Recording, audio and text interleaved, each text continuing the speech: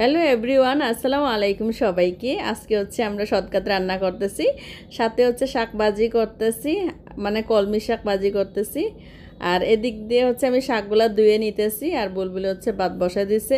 আর বুলবুলিকে বলতেছি যে আমি তো ন্যাচারাল, তুমি তো মেকআপ লাগাই আইসো, মেকআপ সুন্দরী, মানে দুষ্টামি করতেছি। আর এখানে হচ্ছে শাক ভাজির জন্য আমি দিয়ে দিয়েছি, আর ওদিক দিয়ে হচ্ছে রেখা খাচ্ছে। আর আজকে হচ্ছে বাজার করা হয়েছে। আসলে আমরা দেখা যায় যে মানে বাজার করা হইলে দেখা যায় যে সপ্তাহখানিকও লাগে না, আমরা মাছ জলদি খাওয়া শেষ করি। মাংস এই যে এখানে তেলাপিয়া মাছ, আর হচ্ছে এদিকে পাঙ্গাস মাছ। আর আমি পাঙ্গাস মাছটা আর কিনা একদম বোনা বোনা করবো, আর ভাজি করব না আজকে, ডাইরেক্টলি আমি করতেছি। গরম পানি দিয়ে ধুয়ে নেওয়া হয়েছে সুন্দর করে, কিন্তু ওই কালো দাগগুলো সরাইতে পারি নাই। এখন হচ্ছে কষায়া নিব, কষানোর পর দেখা যায় বরবটি দিয়ে দিব, তারপরে হচ্ছে দেখা যায় যে পানি দিয়ে দিব।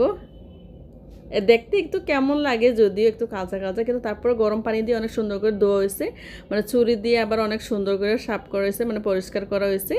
তো শেষের পর্যায়ে আমাদের রান্নাবান্নার সাথে দইনা পাতা দিয়ে দিতেছি। আর এই তো ছোট্ট একটা ভিডিও সবার সাথে শেয়ার করে আমাদের রান্নাবান্না আজকে এই পর্যন্তই। সবাই ভালো থাকবেন, আল্লাহ হাফেজ।